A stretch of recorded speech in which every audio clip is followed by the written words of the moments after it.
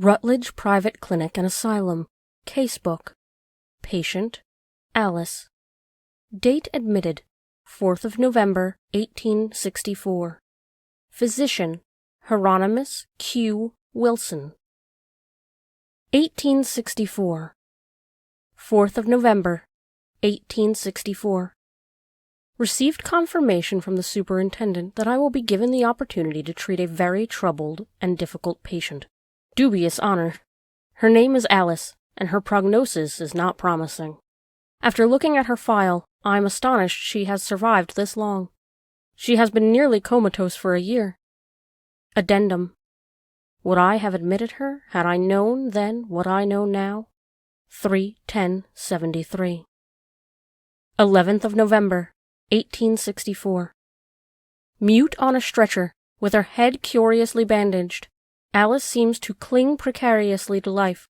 Her burns have healed remarkably in the year since the fire, but she languishes in a deep trance-like dementia. It's as if the blaze consumed her senses wholesale. Deaf, dumb, and blind to all stimulation, she's a fair match for the infirmary's gloom. In a frenzied instant, a cantankerous feline pounced on Alice while she was about to be carried inside. Startled by the cat's yowl, the bears lost their grip and dropped the wretched girl to the ground.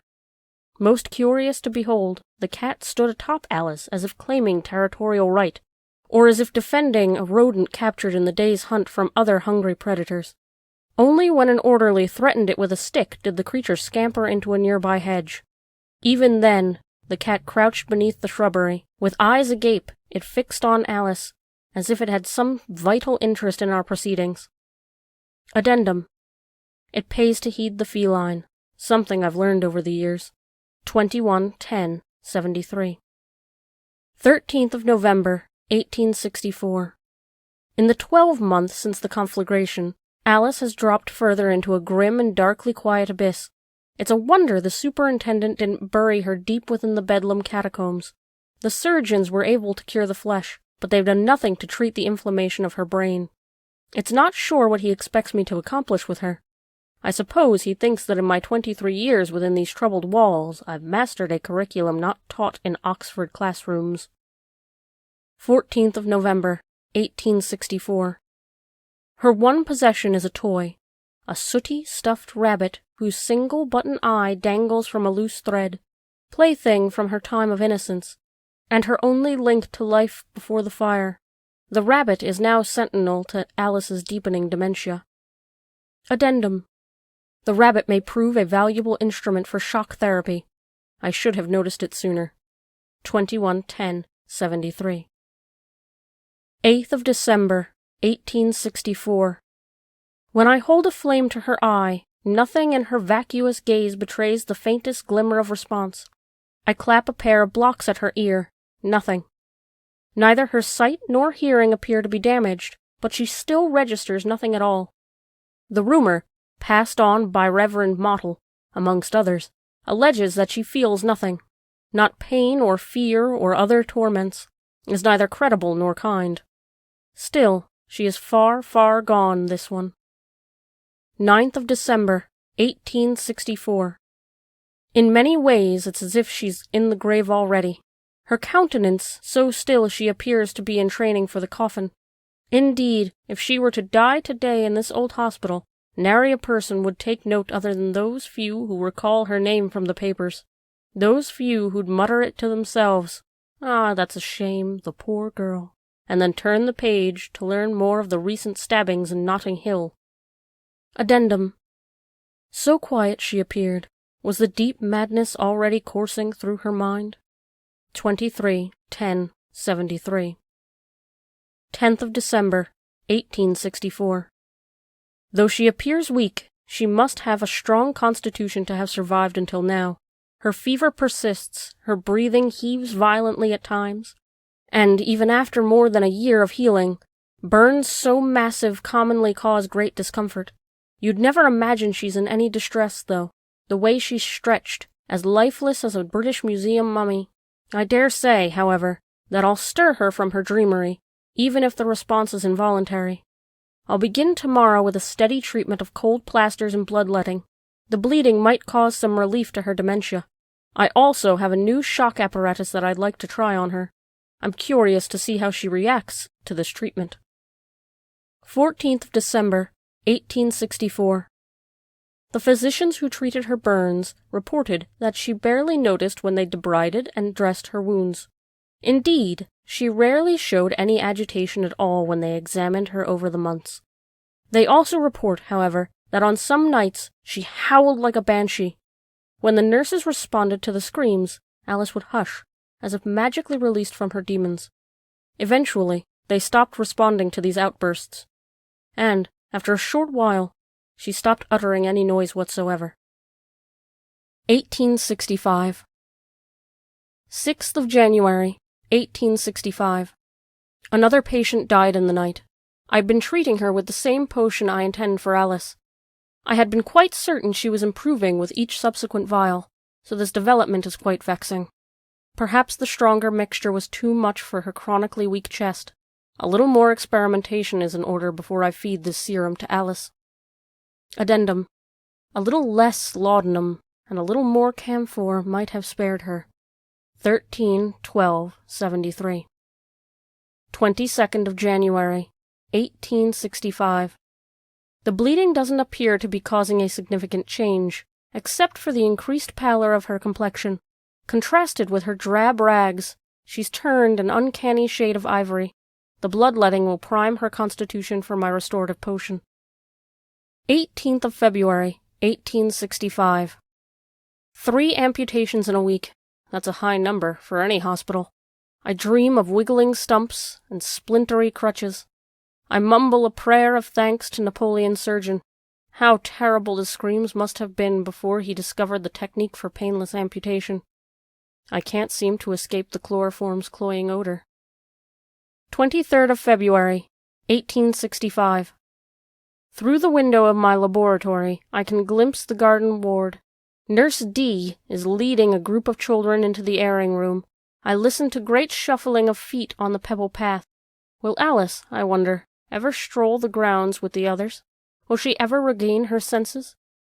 Or, for the rest of her days, will she remain cloistered behind these thick grey walls?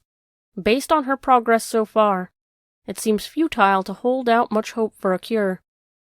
Addendum. Little could I have imagined her mind would eventually gambol in unimaginable forests and gardens. 27/1/74. 24th of February, 1865. In the first months of her treatment, a surgeon by the name of Grantham took particular interest in Alice's case. He viewed her early reluctance to join society as quite normal considering what she'd been through: the all-consuming fire, the loss of one's entire family, the shattered and scorched body. It's quite natural for anyone, let alone a child, to give way under such strain. Yet, as the months passed, and as Grantham became more familiar with Alice, he began to comprehend that her problems were a manifestation of far graver trauma. Bones eventually mended, as did the seared flesh, yet Alice remained locked away in her cocoon. Unfortunate chap, this Grantham.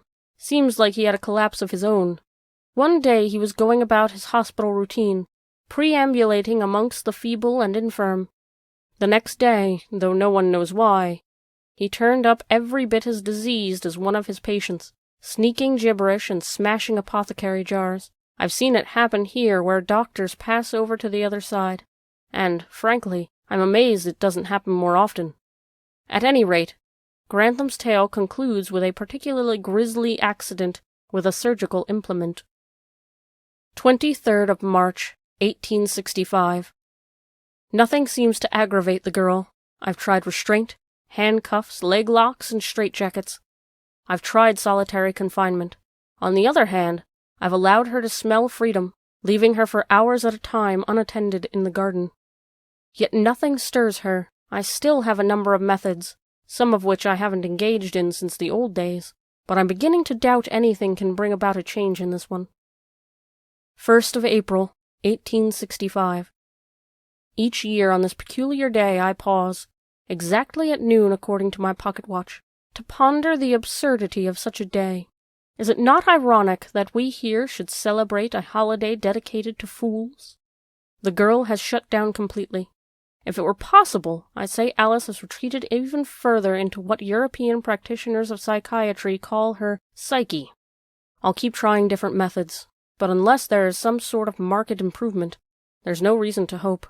I'll document progress, if indeed there ever is any. 1873. 7th of September, 1873. After years of slumber, she chooses to speak to us with a picture, a drawing of some sort of cat.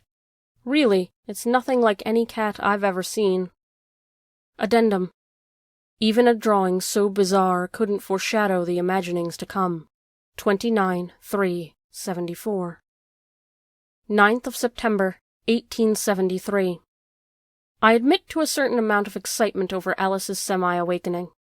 I have to be careful, though. At this point, it's difficult to tell what this development, what I'm pleased to call her progress, signifies. 10th of September, 1873. While Alice napped following her afternoon sedation, Nurse D took it upon herself to replace the rabbit's missing eye. Even after living so many years in an infirm population, it can still surprise me when a seemingly trivial act can trigger such a remarkable reaction. Alice woke from her nap and began to sob hysterically. "Tell me, child, what's wrong?" pleaded Nurse D. "What is it, dear?" In an instant of semi-awareness, Alice spoke a sort of poetry. Into the hole again we hurried along our way, into a once glorious garden now seeped in dark decay. She continued to cry, and it was only when Nurse D plucked the newly stitched eye from the rabbit's face that Alice fell back into her customary state. Addendum. With such behavior, maybe it was a mistake to stir those waters and awaken her. 29/3/74. I compare her response, and my reaction to it, to the person who daily tosses a pebble into a pool of still water. Day after day, the pebble plunges to the murky bottom, causing a few nearly imperceptible ripples. One day, the pebble miraculously strikes a fish. What are the odds other than incredible to ponder? And what are the effects compared to the ripples? Nurse D, to follow the analogy, struck a fish in the pond today. I don't know whether to cheer at this response, any response, or grow alarmed over the intensity of her emotional outburst. At least we discovered one thing. She can speak. 11th of September, 1873. When she is so inclined, Alice can draw. This morning I was greeted by another of Alice's artistic phantasmagorias. What is it she's rendering? I can only think it's a depiction of her nightmare in hell. 12th of September, 1873. 2 demented youths hung themselves side by side in the ward last night. As a result, I couldn't devote any time to Alice or any other patients. There was some dissension from the townsfolk about not wanting these suicides to be buried within the city limits. After some discussion, they relented. It was agreed to bury the boys separately in a clandestine fashion. One will be buried behind Ramsbottom Church, the other in Ribchester. 15th of September, 1873. It takes 2 to feed her, one to wedge her mouth open, and the other to funnel food and medicine down her throat. Her jaw, it seems, is clenched in a death's grip. 1st of October, 1873. For the past fortnight, I have labored until dawn in the laboratory preparing a new potion. Her recent activity has reinvigorated my research. I discovered last night, quite by accident really, that the smallest infusion of prussic acid and strychnine brings about a curious reaction. At least it seems to work well on the rats. Too much of either ingredient could prove quite lethal, of course. 15th of October, 1873. Approaching Alice's room, I heard the muffled sounds of laughter. A pair of orderlies were cursing at her and threatening her with leather straps. It's easy to see that this pair was weaned from the same teat. Alice didn't respond to their tomfoolery, and the orderlies were not impressed by my reprimand. Good help is so hard to find. 18th of October, 1873. The superintendent paid a visit. The smell of his perfumed handshake is still in my nostrils. He doesn't visit often, but when he does, he arrives unannounced and remains overlong. Typically, He flounces through the infirmary pretending to be interested in this case or that. This time he requested to see Alice and asked for the leeches. When she refused to stir, the superintendent stretched wide his mouth in a yawn of infinite boredom. When I displayed some of her recent artwork, the superintendent's attention was caught again as if something jabbed his fatty palm with a hot poker. Addendum. He was in a very agitated state when he departed. 7/4/74. 24th of October, 1873. Nurse D has been listening from outside the door. Alice, it seems, has been muttering inarticulately. Though no one can understand her, it's likely she's addressing the one-eyed hare. 26th of October, 1873. Her case is not overly remarkable, at least not when compared to the countless other patients who live within these walls. I'm not minimizing her tragedy. The undeniable strain is enough to set anyone's mind askew.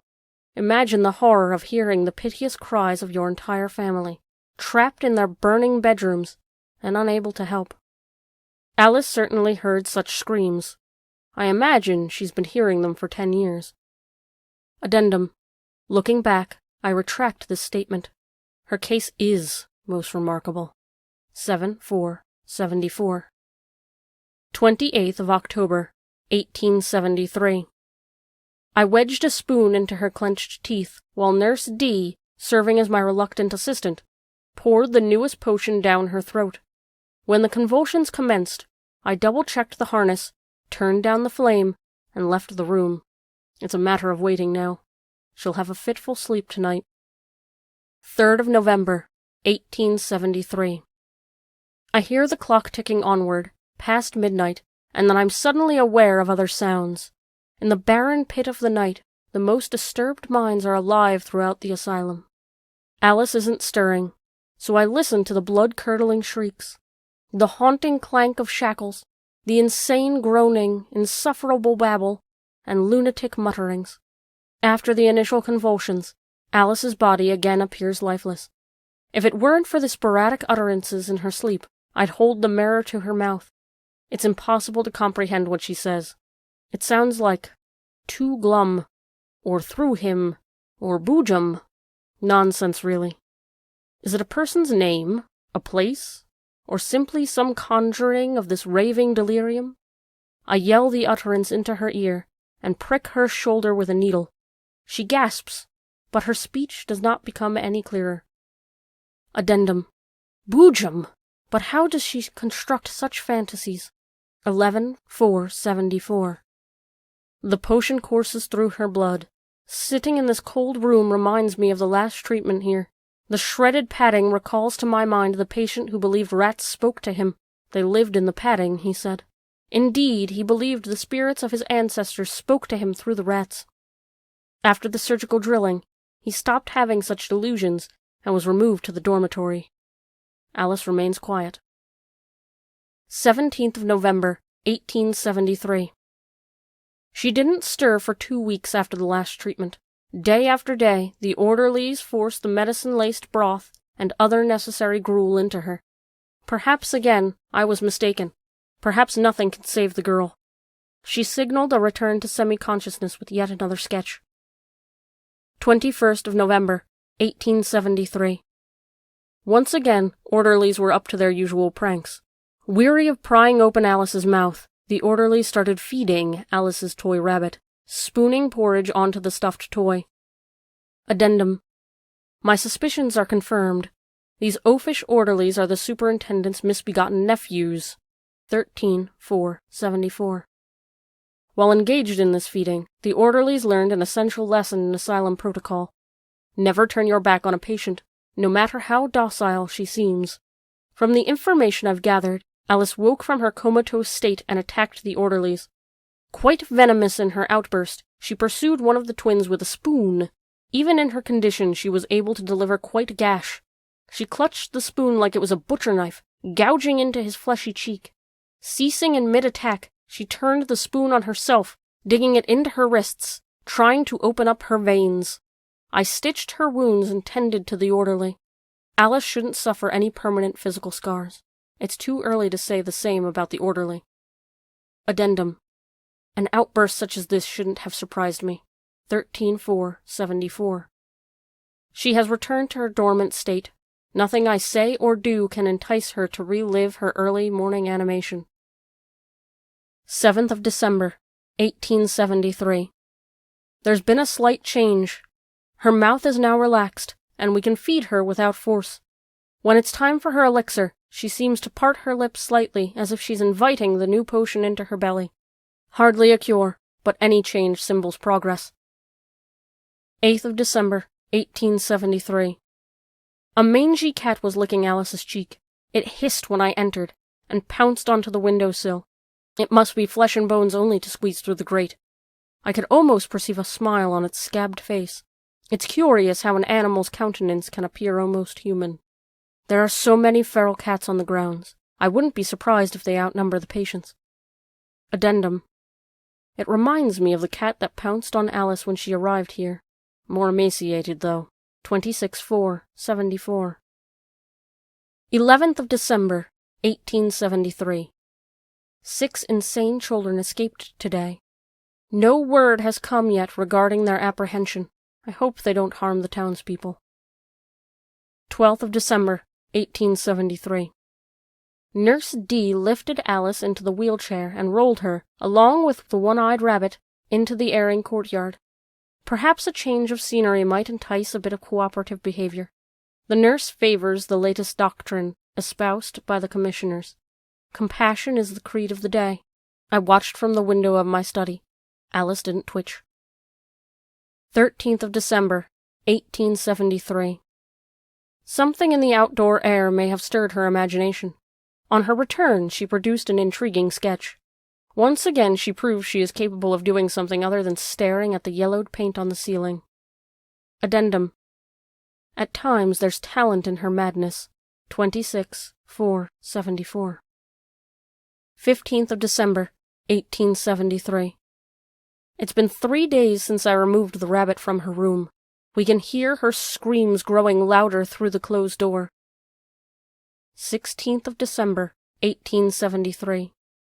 The missing children were found in the abandoned schoolhouse near Milton Cross.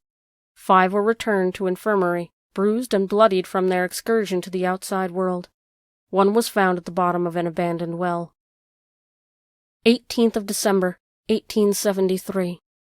She raves on, worse today than ever before, as her latest drawings all too clearly indicate.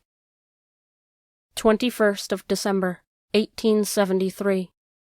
When I entered her room today, Alice screamed at me to leave. I called for Nurse D. We strapped her down and increased the morning dosage. 25th of December, 1873. She has returned to her trance-like state, with one noticeable exception. Her mouth stretches very wide whenever anyone enters the room. Whether it's for the potion or for food, she's definitely inviting more. Addendum. What she means by repeatedly whispering, "Eat me and drink me," still eludes me. 23-7-74. 1874. 4th of April, 1874. Months pass, and again, nothing. I've increased the prussic acid by 2 drops per day. I wonder if I'm wasting my efforts. Perhaps another patient would be a better choice for this treatment. 17th of April, 1874. Months pass and still nothing. Nurse D, having lost patience with my treatments, insists on trying a cure of her own. She stitched the rabbit together and tucked it into bed with Alice. 18th of December, 1874. Interesting development. Alice has returned the gift, presenting Nurse D with a drawing of a rabbit. It's quite different from her toy. Addendum. My watch. 10-5-74. 1st of June, 1874. Out of nowhere, and as shocking as a bolt of lightning across the sky of purest azure, Alice greeted me with a strange grin. And then, lightning bolt upon lightning bolt, she began to converse quite freely as if we'd been speaking to each other like this for decades. I'll include just a smattering of remarks as evidence. Not that the burden of proof is with me in this foul courtroom. Beware the snark's poisonous spit. Roll the demon dice wisely, or the game turns on you. Note the centipede has a tender underbelly. I enjoy the taste of mushrooms, but not the ones that bite back. Regrettably, I cannot regard this as an improvement in her condition. 2nd of June, 1874. It's a world of sheer chaotic terror and unmitigated bloodshed. That's the world she inhabits. So severe are her delusions, so fantastical and absurd, that at times it's difficult for me to listen. She speaks of a nightmare realm where everything seems bent on her destruction. Gigantic bayonet-toting ants and flesh-rendering flowers, carnivorous fish and fire-spewing abominations. The range of hellish creatures populating her world is dizzying. They are, on balance, more deranged than the most demonic Bosch painting. It's as if I have been waiting and waiting for water to pour from a spigot. Now, the water has finally started pouring, and I cannot staunch the flow, nor discover its poisoned source. 7th of June, 1874. More and more she confides in me. She drones on and on. I think the elixir is at the proper dosage now. At times, she seems to fear and loathe my presence, yet she speaks as if she can't help herself. 8th of June, 1864. She spent the afternoon telling of a grisly siege between life-size chess pieces. Having been hounded by a cycloptic pawn, it seems she dispatched the one-eyed monster only to be chased mercilessly over the living chessboard by a pair of renegade rooks. As usual, her description was vivid beyond comprehension, a chronicle decidedly more compelling than anything in Froissart. 11th of June, 1874. Dozing off for a few minutes only, I woke to the sight of Alice's freed hands tugging at my watch fob. Shackles might be required for future sessions, at least until she behaves. I'm taking her pencils as well. Let's see if this punishment provokes a response. 12th of June, 1874. I should have predicted this. Without pencils, she turns to poetry. Mange-ridden to the core, he leads me through the fray. With the toss of a jack-bomb, I clear abominations from our way. I asked her to describe a jack-bomb. Cunning and clever girl. She asked me to return her pencil. 15th of June, 1874. Her conversation contains flashes of lucidity. Certain powerful words, however, cause her to dip back into her fantasy world. A word like fire can, for obvious reasons, set her tumbling into an abyss of sadness. Addendum. Her conversations can be clear, but her drawings show no such progress. 2774. 18th of June, 1874. Alice hurled the teapot across the room. How many times must I tell you? I only take tea with friends. 18th of June, 1874. At times, she can be quite civil, and sometimes disgustingly vile.